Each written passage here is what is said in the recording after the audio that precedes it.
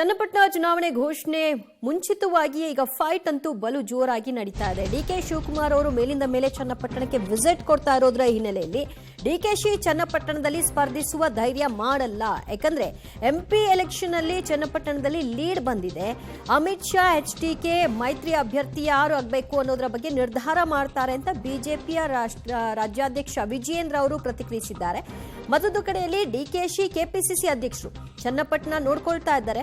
ಚುನಾವಣೆ ಘೋಷಣೆ ಆದ್ಮೇಲೆ ಅಭ್ಯರ್ಥಿ ಡಿಸೈಡ್ ಮಾಡಲಾಗುತ್ತೆ ಅಂತ ಸಚಿವ ಚಲುವರಾಯಸ್ವಾಮಿ ಸಹ ರಿಯಾಕ್ಟ್ ಮಾಡಿದ್ದಾರೆ. ಸ್ವಾಮಿ ಅವರು 92-93 ಸಾವಿರ ಮತಗಳನ್ನು ಪಡೆದುಕೊಂಡು ಅಲ್ಲಿ ಗೆದ್ದಿದ್ದಾರೆ. ಬಿಜೆಪಿ ಎರಡನೇ ಸ್ಥಾನದಲ್ಲಿತ್ತು, 82-83 ಸಾವಿರ ಮತಗಳನ್ನು ಪಡೆದುಕೊಂಡು. ಕಾಂಗ್ರೆಸ್ 15 ಸಾವಿರ. ಮೊನ್ನೆ ನಡೆದಂಥ ಲೋಕಸಭಾ ಚುನಾವಣೆಯಲ್ಲೂ ಕೂಡ ಬಿಜೆಪಿಗೆ ನಮ್ಮ ಡಾಕ್ಟರ್ ಮಂಜುನಾಥ್ ಅವರೇನು ಗೆದ್ದಿದ್ದಾರೆ ಬೆಂಗಳೂರು ಗ್ರಾಮೀಣದಲ್ಲಿ. 24-25 ಸಾವಿರ ಮತಗಳ ಲೀಡ್ ಕೂಡ ಬಂದಿದೆ ಆ ಕ್ಷೇತ್ರದ ಚನ್ನಪಟ್ಟಣದಲ್ಲಿ.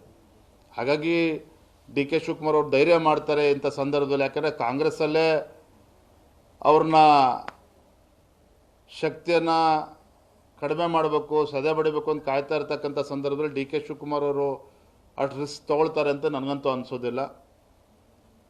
ಭಾರತೀಯ ಜನತಾ ಪಾರ್ಟಿ JDS ನನ್ನನ್ನು ಕೂಡ ನಾನು ಬೈ ಎಲೆಕ್ಷನ್ ಪಕ್ಷದ ಅಧ್ಯಕ್ಷರಿಗೆ ಅದು ಒಂದು ಜವಾಬ್ದಾರಿ ಅಲ್ಲ. ಈಗ ಅವರು ಉಪಮುಖ್ಯಮಂತ್ರಿ ಜೊತೆಗೆ ಬೆಂಗಳೂರಿನ ಮಂತ್ರಿ ಕೊಟ್ಟಿದ್ದಾರೆ. ಬೆಂಗಳೂರಿನಲ್ಲೂ ಸಹ ಈಗ ಎಲೆಕ್ಷನ್ ಆದಮೇಲೆ ಒಂದು 10-15 ದಿವಸ ಟೂರ್ ಮಾಡಿದ್ದಾರೆ. ಡೆವಲಪ್ಮೆಂಟ್ ಬಗ್ಗೆ ಹೆಚ್ಚು ಗಮನ ಕೊಟ್ಟಿದ್ದಾರೆ. ಸೊ ಅಲ್ಲಿ ಸಮಸ್ಯೆಗಳ ಬಗ್ಗೆ ಗಮನ ಕೊಟ್ಟಿದ್ದಾರೆ.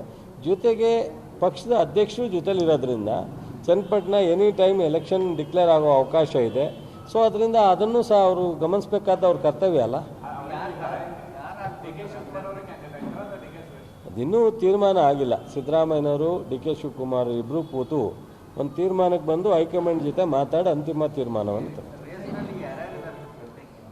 ಇನ್ನೂ ಆ ಒಂದು